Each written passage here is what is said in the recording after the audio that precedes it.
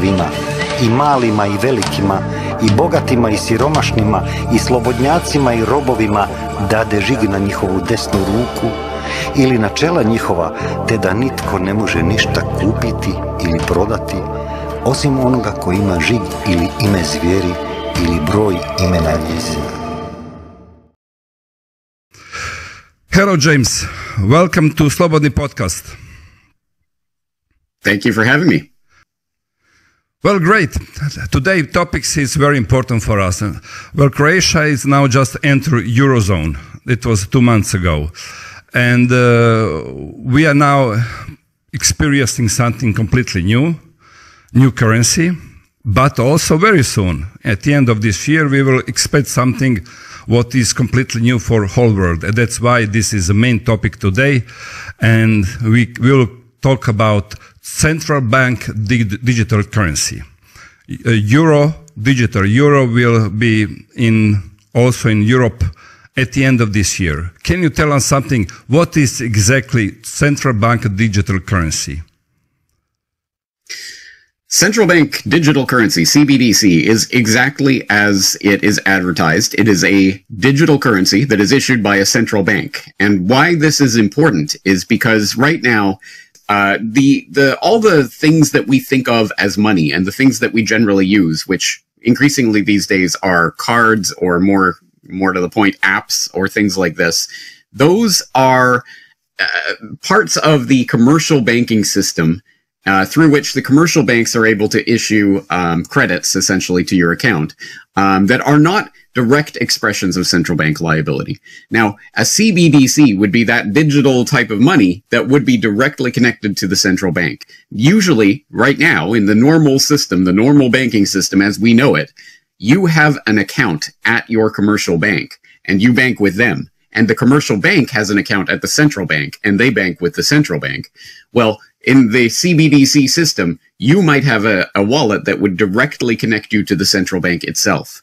And this is important because as Augustin Carstens, who is the executive director of the Bank for International Settlements, which is called the Central Bank of Central Banks, and it's located in Basel, Switzerland, as he said just a couple of years ago, right now, the central bank has absolutely no way of knowing what you're going to do with its expressions of liability. If you have a $100 bill or a 100 peso bill or a 100 euro bill, you can do anything with that, and the central bank has no way to know. It's out there somewhere, and it's going somewhere between people, and the central bank doesn't know. But with a CBDC system, it would be possible for the central bank to design it in such a way that they can monitor and track every single transaction in the economy, at least every single transaction that's taking place in that CBDC form. So when you go to the store to buy something, the central bank will be informed of that. They will know about that transaction in real time. And that leads to the possibility that CBDCs could be programmable money. That is, they could program certain rules into the use of this expression of central bank liability. So, for example, if there's a carbon tax or a carbon limit, we can't put out so much carbon dioxide, and eating meat causes a lot of carbon production. So we're going to limit the amount of meat that you can eat. And so when you go to the store and you try to buy a steak, oh, sorry, you've got your meat limit for the month. It's possible to design a CBDC system so that they can literally program what you can and cannot buy, where you can buy it, who you can buy it from, how much money you can spend at any given time. And that really is the nightmare of total financial control that we are staring at right now. In this case, what will happen with commercial banks? What will be their role in this? Yeah. Very good question. Very important question, because as people may or may not know, with the banking system as it exists right now, the commercial banks are the middlemen between the central banks and the rest of the economy, essentially. And that gives them an incredibly important role of having the ability to literally create money out of expressions of debt. So when you go and get a mortgage or you get a car loan or something like that, the bank is actually literally creating that money into existence and putting it in your account, backed by nothing more than your promise to pay them back with interest, of course. So that's the way the system works right now. In a CBDC system, if if they set it up so that you have a bank directly with a wallet directly with the central bank, that you are directly banking with the central bank, that cuts out that commercial bank middleman. So there, I think, is a battle going on right now, not about whether we should have CBDCs or not. I think all of the arms of the establishment very much look forward to this system. But how do you set it up? And do you set it up so that, oh, okay, well, you won't have a wallet directly with the central bank. Maybe your wallet will be with a commercial bank so that they get kept in that loop and they can maintain that buffer between you and the central bank. It could be any of the options above, and I think it will play out probably differently in different countries and different regions. The Eurozone may choose to take a different form for its CBDC than in America or in Japan or in Germany or well, sorry, not Germany, but in Canada or many other countries. And there are many different ways to set this up. So it is possible to imagine that you would have, for example, you could have a wallet with the central bank and you're getting your CBDCs through that, but you still have cash and you still have the bank credits in your commercial bank account, and all of these things are swirling around in the economy. It doesn't mean that overnight they're going to flip a switch and the only thing that exists is CBDC. That would only happen in the event of some cataclysmic meltdown of the entire global economy, and maybe they could get away with something like that.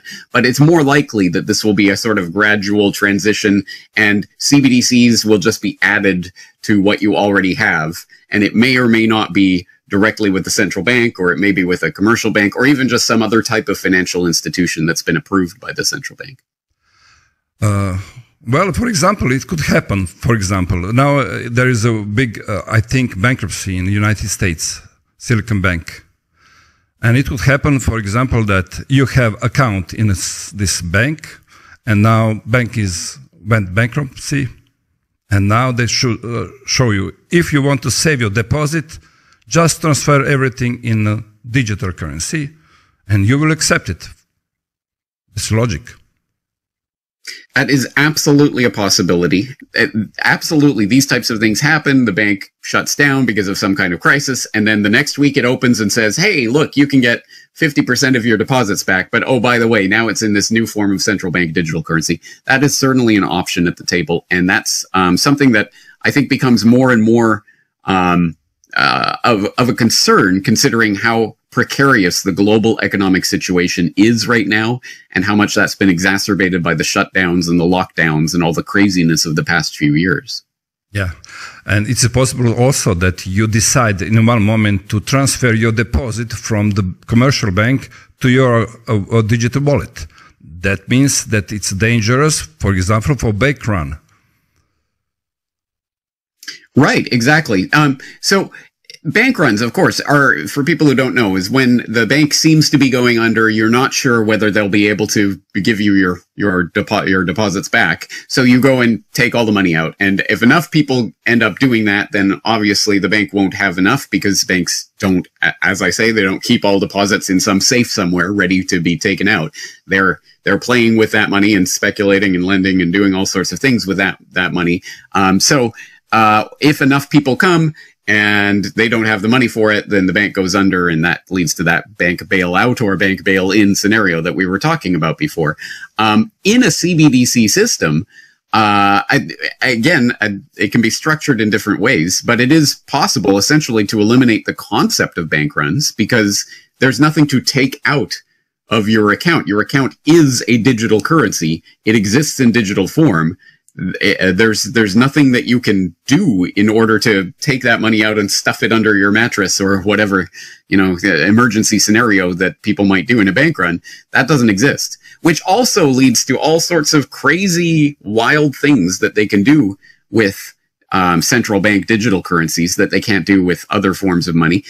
For example, programming in negative interest rates or other things that shouldn't be possible, or even if they were possible, which of course we have seen in recent years, various central banks trying to institute negative interest rates. But as I say, it's always been possible to take your money out of the banking institutions in the form of cash and, keep it in your closet. But in a central bank digital currency, if it goes to a negative interest rate, what can you do? There's nothing you can do other than spend your money. So This is the kind of control that we're talking about on a level that's just never been possible before in the history of banking.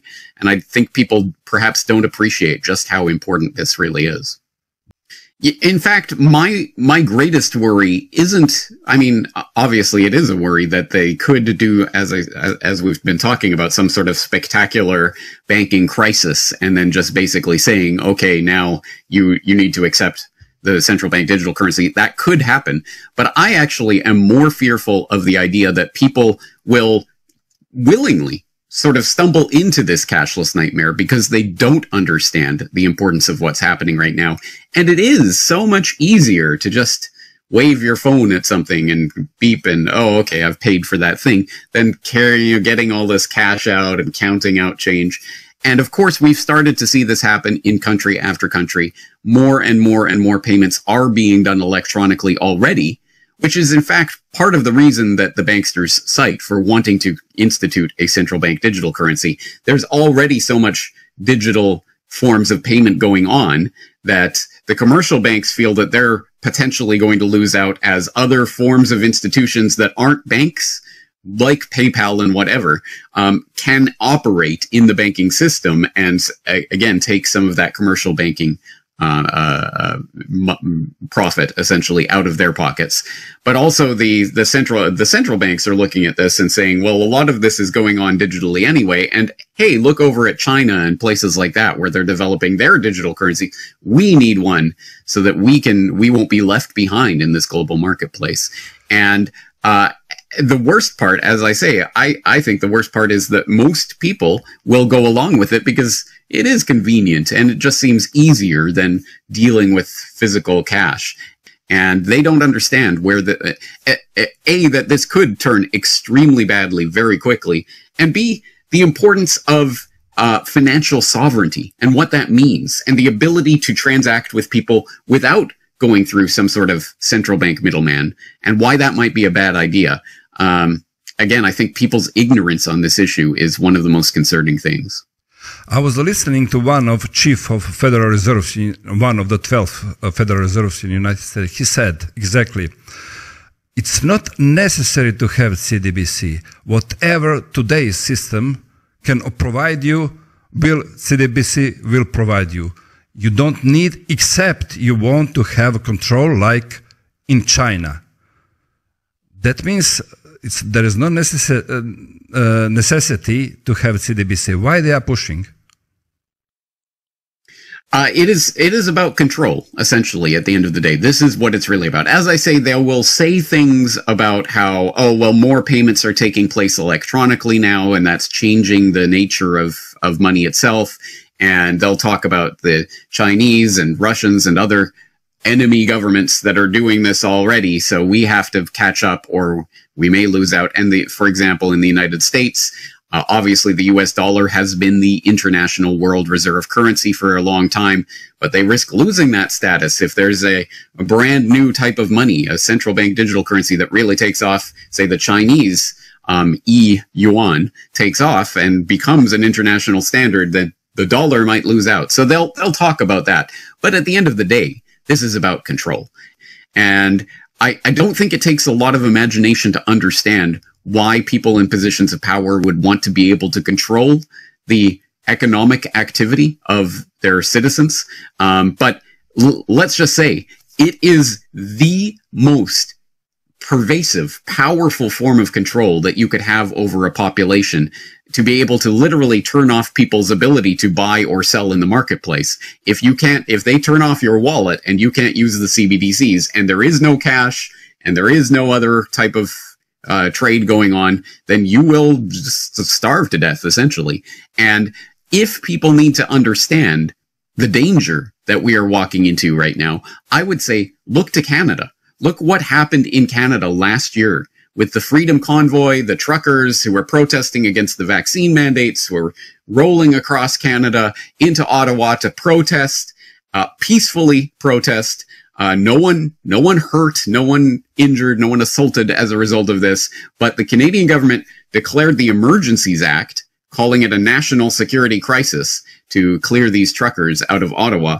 And what did they do? They started debanking some of the people involved with these protests, basically trying to shut down their bank accounts, freeze all of their accounts and all of their funds, to the point where there were people who literally couldn't make mortgage payments or really transact at all because their accounts had been frozen. And that required the implementation of the Emergencies Act and the creation of new powers for the Canadian government to be able to do this, and coordination with the banks. It was a big deal, and it took a lot of coordination to do. But in a CBDC economy, it would be a lot easier for the central bank acting on behalf of the government to shut people off at a moment's notice. It would not take any time at all. It would not take any coordination. It would simply be a matter of programming it in at the algorithmic level. This person's account has been limited. And that kind of control, the ability to stop people from using their own money, what more control could a government ask for? There is no possibility of dissent. Whenever there is a protest that presents a real threat to the status quo, or actually could change things, they would be able to turn it off at the economic level. And I think that's really the danger we need to keep first and foremost. This is not about some technological innovation or some way to make it easier for you to buy a stick of gum at the local store. This is about controlling your life right down to the economic level. Yeah, we see now lots of discussion about climate changes and about energy consumption. And as I see, fintech is system what will be for using this CBDC.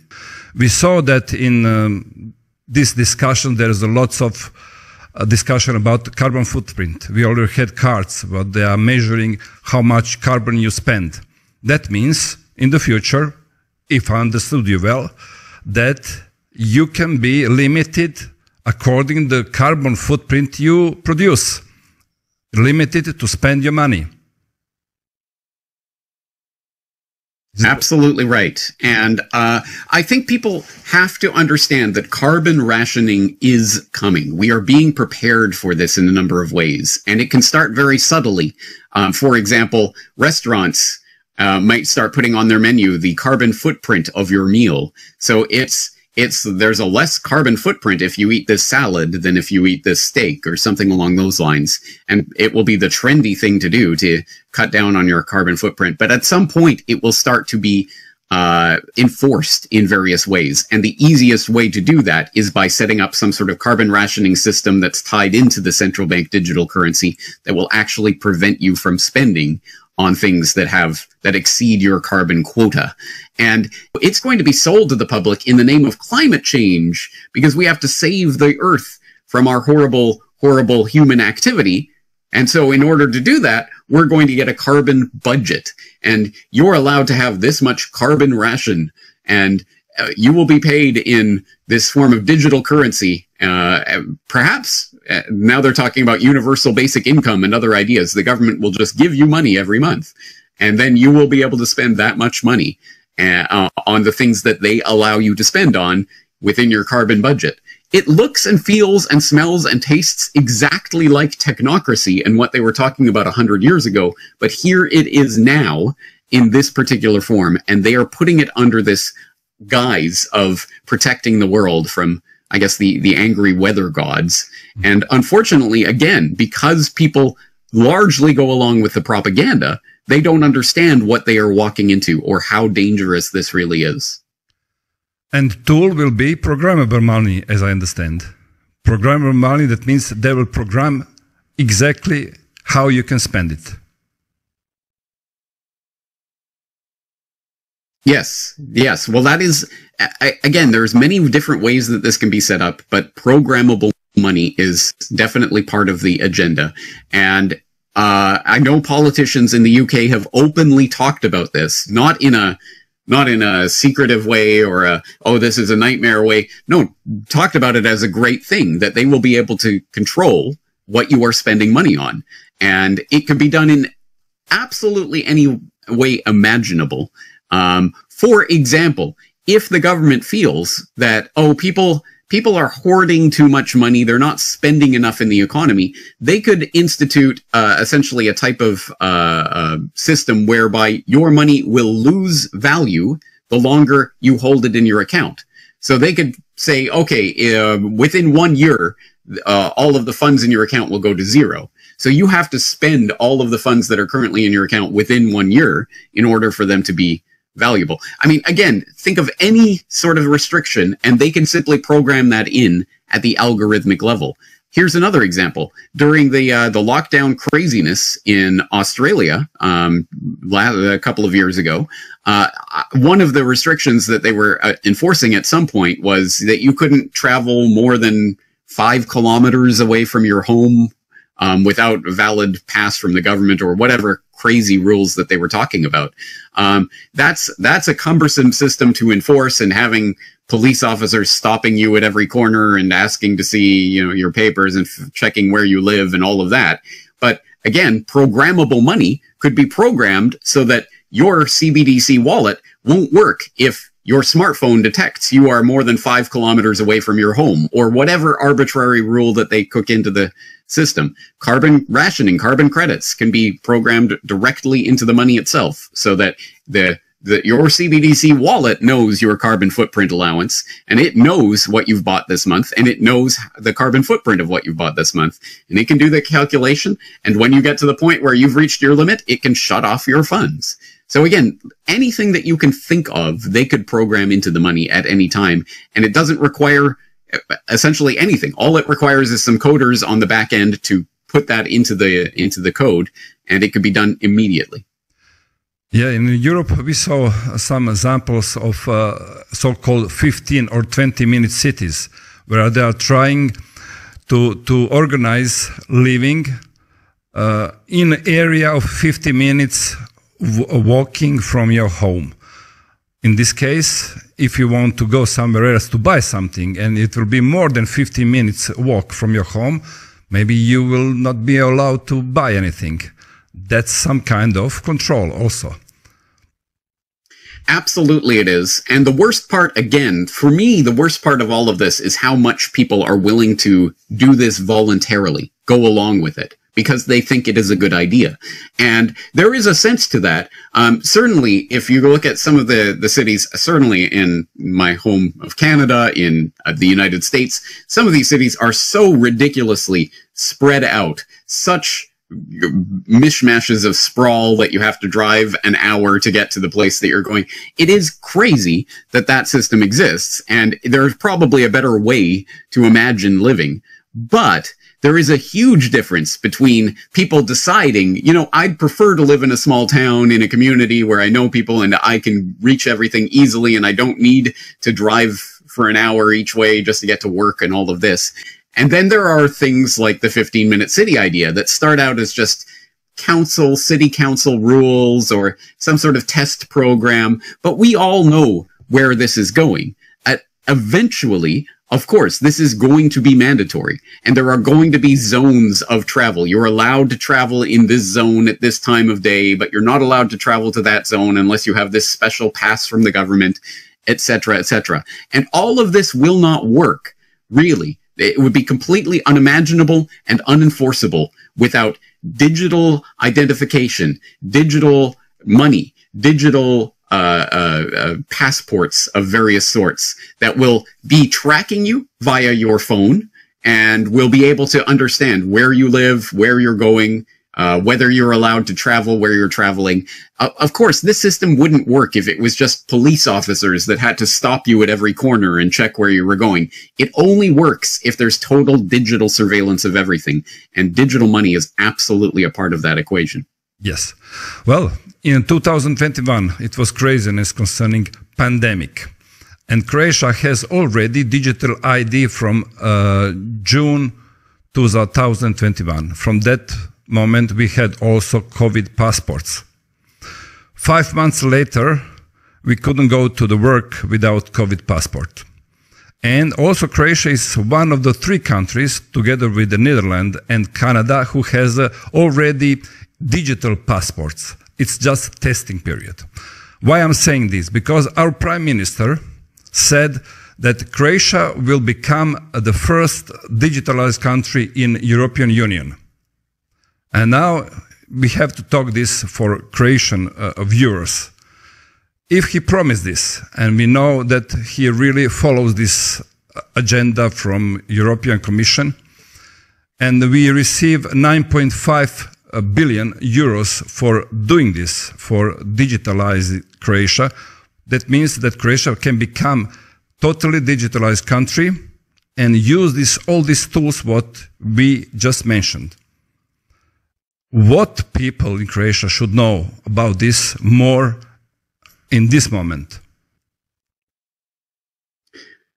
I think it's important for people to understand that digital ID is absolutely central to this entire agenda. Everything that we're talking about, including digital currency, which will be tied into your digital identity, is absolutely essential in order for this to function. So, as I say, if a government wants to control where you can travel, when, how, what you can spend your money on, all of these things, there needs to be a way for the government to identify you in particular and to be able to reach in electronically and prohibit this or that behavior. And the way to do that is the digital ID. And I think you're exactly right to say that the COVID passports are essentially the Trojan horse for the digital ID. What we saw over the past few years is, well, it's a number of things, but the rollout of this digital identification. And it was very obvious, for example, when we saw in China, where people were being locked in their apartment buildings or within their neighborhood, and they would have to show their QR pass and their green pass in order to be able to be let out of their neighborhood. And people around the world looked at that and said, oh, those evil Chinese communists, of course they'd do that. But then it started happening everywhere around the world, and in Croatia too, and in other places. And what we saw was essentially the propaganda campaign, the rollout for the digital ID via the sort of the passports to move through government blockades. This I can't stress enough how everything is going to be tied to your digital ID, which will include, of course, vaccine passports, whatever sort of booster mandates, whatever the government decides will be necessary for your health in the future. It will include your central bank digital currency wallet, and it will include records of transactions you've had, places you've been, people that you've met. It will all be in this government-issued digital ID. And the worst part is that for generations, people have understood that the government having these types of databases, collecting information, even issuing an ID number for you as a citizen, people have always known that that is tyranny. That is what tyranny is, and that's what it looks like, and that's how it functions. There is no reason for the government to know everything about your life and to track you and to give you a number through which you interact with them so that they can track everything that you're doing. There's no reason for that. And people in the past have protested against that. It always strikes me. I remember I was a young man, just moved to Japan, and I was watching the Gandhi biopic from 1981 or whatever it was, the Richard Attenborough biopic of Gandhi. And it was about the time when Gandhi was in South Africa, and the British colonial government there instituted the rule that all Indians were going to have to carry around a type of identity paper with them at all times. And Gandhi was part of that movement resisting this. Absolutely no. And they started burning their identity papers and got beaten and arrested for it and all of that, because people knew that no, the government providing ID like this is the way that they enslave and tyrannize you. People back in the United States in the 1940s, 30s, 40s, 50s, back when the Social Security system was first being set up, and there were Social Security numbers that were being given to people on cards, people were freaked out about that. No, why is the government trying to assign us this type of identification and these numbers? And it actually says on those original Social Security papers that they gave to people, it actually says not to be used for identification. Because again, people were very, very concerned about IDs and identification and governments having access to the databases of information about you. But now here we are in 2023, And that digital ID is literally being introduced, and a lot of people are taking it without even thinking about it and without understanding this is what tyranny looks like. This is the type of thing that George Orwell was writing about in 1984. This is Big Brother, and this is how it happens. So I just want people to understand that the digital ID is the big red line here. And once we cross that, the government will be able to do with you what it wants to do with you. Well, we now have to come back to the last 3 years, because from the start we were talking about this dangerous. Now, after 3 years, we know that pandemic should never happen, that infection fatality rate is lower than seasonal flu. We also knew some other things, but it seems to that there was a reason why should pandemic look like this way. These lockdowns, also digital ID, exactly COVID passport, and the mandatory vaccination. And now we have to go back because it seems to some people knew before it even happened that will happen. Can you tell us something about this? What happened in 2019 concerning this and people who were involved in Federal Reserves and their actions before the pandemic? Well, actually, we have to start even further back, because this is not an agenda that started in 2019. This is an agenda that started a long time ago, but at the very least, we could go back to 2001. And as people might remember, 2001 is when September 11th, the September 11th attacks happened in the United States, which of course started the whole war on terror and all of the craziness of wars in the Middle East and destabilization of that region and the terror attacks and the threat of terrorism and Al-Qaeda becoming the #1 problem in the universe that everyone had to devote all their time and attention to. Again, I think people know that part of the story. But the other thing that happened around that same time in the United States was another attack that was taking place that most people probably forget about. It was the anthrax attacks. And for people who don't remember, there was anthrax spores that were being put in letters and mailed to various people around the United States. There were several such letters that were received. A few people died. Several people were targeted, including a couple of senators who happened to be senators that were holding up the passage of the U.S. Patriot Act, which was the Homeland Security Authorization Bill that basically obliterated what was left of the U.S. Constitution in the name of fighting terrorism. And lo and behold, when the anthrax attacks occurred and Congress was shut down and craziness was happening, and then the Patriot Act got tabled and passed immediately before anyone even had a chance to read what was in it. Absolute insanity. But yes, the anthrax attacks were blamed, of course, initially on Iraq. Oh, it's got this bentonite that's a key signature of Saddam Hussein's weapons of mass destruction and his anthrax program and blah, blah, blah. Actually, that turned out to be complete hokum. And even the FBI and everyone else involved with the investigation had to say, oh, wait, actually, it had nothing to do with Iraq. No, that was a red herring. Actually, it came from the U.S.'s own biological weapons program at Fort Detrick. But anyway, moving right along. And people don't remember the rest of that story and how that played out and Bruce Ivins and all of that. But the point was that the Homeland Security state, the terror threat that we were all facing after September 11th, was intimately related to the bio-terror threat. That they were starting the creation of this biosecurity complex at the same time. So on the back of those anthrax attacks, they started to introduce all of this infrastructure, institutional infrastructure, legislative infrastructure for creating a biosecurity state that would be similar to the Homeland Security state and, oh, protect us from the terrorists. This was going to be, oh, protect us from the bioterrorists. And so there was creation of entire agencies within the U.S. government. There was the creation of all these model state emergency legislation that would give governors, for example, in the United States, it would give them the power to quarantine people and mass vaccinate people. And it was billions and billions and billions of dollars that went into various development of vaccines and development of other types of prophylaxis and other treatments that could be envisioned. So it was basically the kickstarting of the machinery for what became what we saw in 2020. So that's really, I mean, of course there's no scientific basis whatsoever. 6 feet, 2 meters of social distance was totally made up. It had nothing to do with, they didn't even pretend that it had anything to do with science, that this had been scientifically determined. It was just something that they made up. We saw the results of that.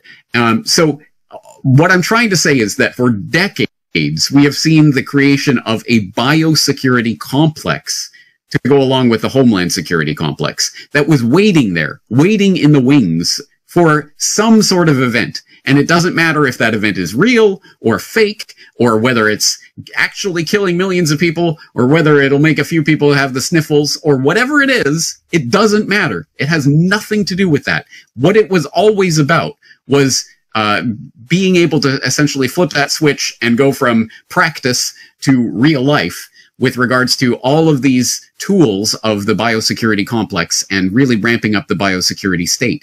And part of that, of course, was the introduction of the health passes and the digital IDs that we've been talking about. There is definitely something that's happened there. It's happened at the economic level, as you were saying, but one thing that I will always point to was October of 2019 was not only when Event 201 was going down, and the Bill and Melinda Gates Foundation and Johns Hopkins and all of these other institutions put together a simulation also. of a globally spreading coronavirus event. Yeah. But also, at the same time, the Milken Institute in the United States was hosting a conference in which Anthony Fauci and others were speaking about the need for some sort of event to come along to hurry up the production of all these great new ideas that we have for mRNA vaccines and DNA vaccines, these new types of technologies that will really transform the way we think of vaccines and public health. But it'll take at least a decade and billions of dollars for pharma manufacturers to get these new vaccines through all the approval process and clinical trials. But if there was some sort of big emergency event, then the government could step in and do it for them, essentially. And they were openly talking about that in October of 2019. So I think we know, at the very least, who are some of the big winners of the past few years. At the end of this interview, what really is too short, but we have to take care of your time, precious time. Can you send a message to people in Croatia and people who understand our language here in neighborhood, what we can do to fight against this dangerous, to losing completely freedom, to have absolute control for our lives?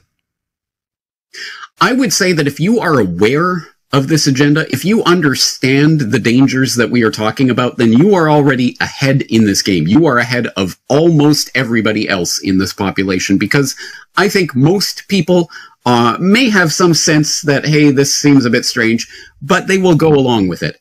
And I think to me, that's the real nightmare scenario, because a tyranny that is a boot in your face, that is forcing you at point of a gun to do this, you have to use this digital ID, whatever the case may be, that at the very least is outright in your face tyranny that people will stand up to. They will resist.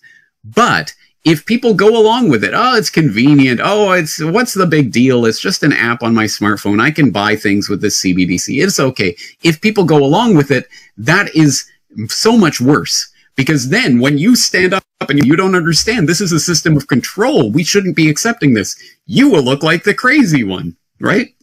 So if you understand the danger that we are facing, great, awesome, you're already ahead. What we need to do is to share this understanding with others and to make them understand that, no, this is not about convenience. This is not about being able to buy something at the local store in a quicker fashion. This is about controlling you, controlling your actions, controlling your life, controlling your ability to say no to a government in the future. And even if you imagine that this particular government that exists at this particular time is totally good and they have your best interests at heart and they're good people, well, we can imagine at some point in the future, someone who doesn't have your best interests at heart, someone who isn't good, might get into a position of political power. And then what do? How do you resist in a world of digital IDs and central bank digital currency and total centralized control?